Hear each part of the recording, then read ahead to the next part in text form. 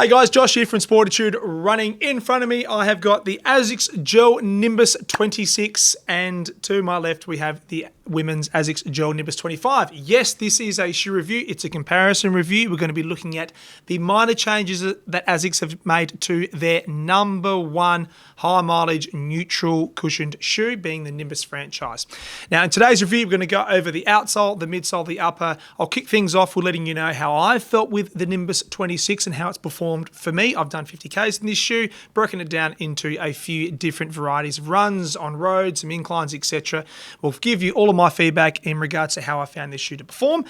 And who knows, maybe make this shoe your next footwear purchase. So without further ado, let's get stuck in.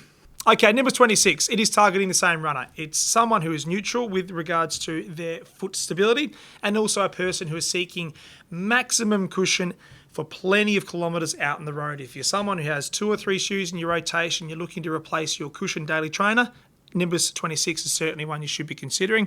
On the flip side, if you're someone who's just looking for one shoe that's just going to do most of your running and you're new to running, or you're looking to slightly increase your volume and you're neutral with regards to your foot stability, Nimbus 26 is going to be a fantastic option for you. Okay, before we jump into the tech aspects of today's review, I want to let you know I have found this shoe to be extremely comfortable. Now, I really enjoyed Nimbus 25. It was honest, it was cushioned, it was stable, really breathable. So taking that expectation into the 26, I can tell you right now, I'm really satisfied. There's not a whole heap of change with this shoe. I mean, when we go back an extra model, 24 to 25, we knew there was going to be some significant variances in how people would transition from that franchise to this. But from this model to this, subtle changes. So your expectation's been set here, and you'll certainly enjoy the 26 if you've loved the 25.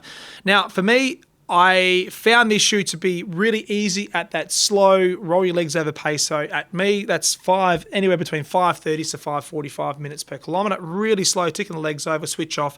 You're getting all the cushioning you require. The stability through mid-stance is fantastic. And I do like where the rocker has been placed in the 26. Again, just like I did the 25. So there is not much stress at all going through your forefoot when you're releasing out of this shoe. It is a very effortless shoe to run in.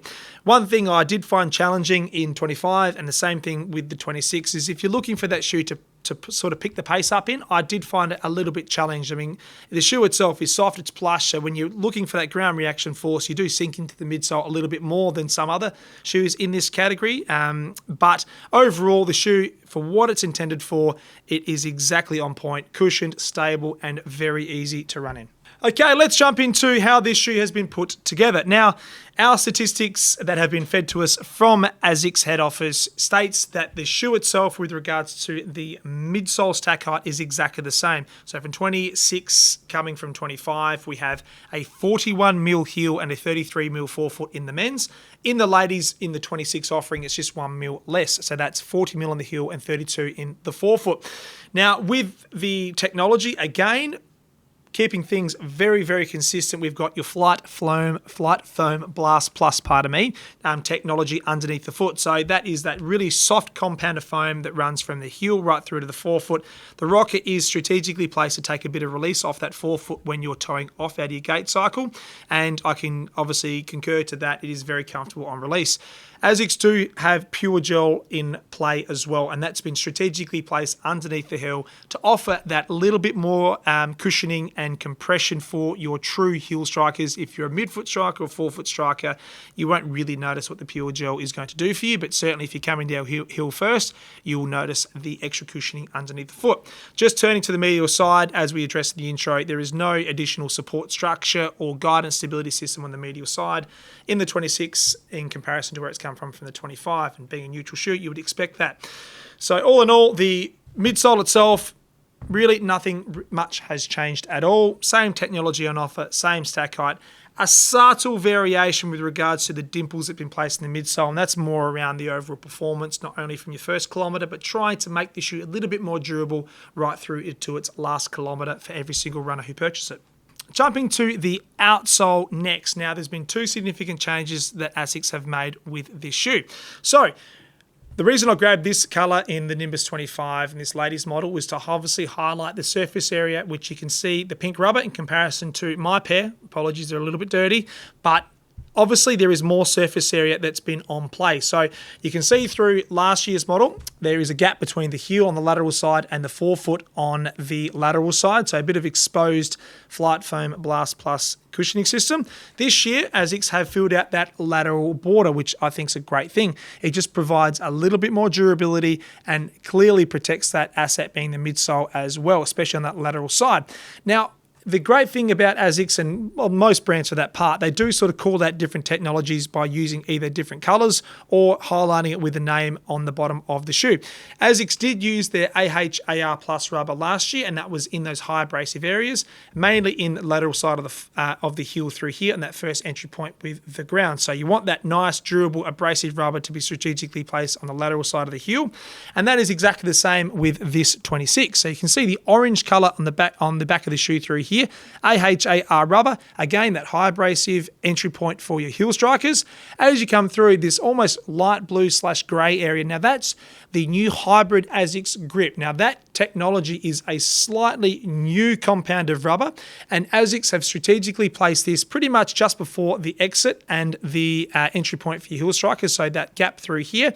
And the reason they have placed that rubber in that area is off the back of the feedback that runners gave around the Nimbus 25, not offering enough grip on the road, especially when it got a little bit damp. So one thing, you've got the obviously high abrasive rubber at the heel and at the forefoot for your release, but between the two, you've got extra grip and extra integrity, which is going to give you more confidence out in the road and obviously better stability when you're running. So jumping to the upper next. Now, I'll start with the tongue and work my way back. Heel counter, internal lining with regards to memory foam on offer and the material that's encapsulated that heel on this shoe. With the pull tab, everything is exactly the same. So the stability this shoe offers on the entry point for your running is absolutely fantastic. Really deep heel counter, internal structure, so you get a great grab around the back of your heel and calcaneus. So therefore, that offers the stability that you require to then transition through to your next phase, being mid-stance of your gait cycle. That's where most of the changes happen with this shoe. So pretty much from the tongue forward, we have a lighter construction with regards to the overall execution of this engineered knitted upper. Last year, the shoe itself was extremely comfortable, very breathable. It was at times a little bit firm for some runners with regards to the first metatarsal to the fifth metatarsal. There wasn't a lot of play with regards to the overall fit and feel. So the great thing about that is Asics do offer widths in this shoe, and they did last year as well with 25, so we could dial it in for people. But this year they still offer widths, but there was a little bit more wriggle room, depth and volume with regards to this new engineered knitted construction.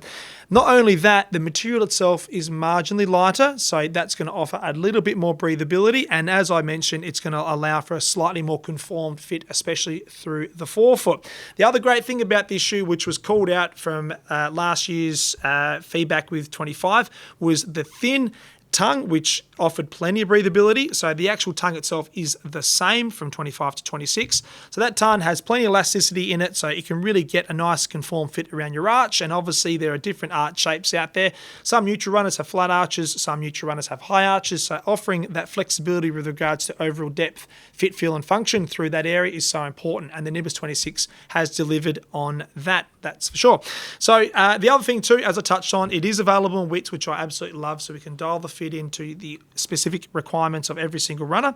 But being a lighter upper, you would probably think that the shoe itself would be lighter in overall weight. Now let's talk to that really quickly, because we have a lighter upper, but we have a little bit more outsole as well. So there is a subtle adjustment in weight from the 25 to the 26. Now, talking men's weights first, and I'll pop up the women's weights to the right of the screen through here. So we have 300 grams for a men's size 9.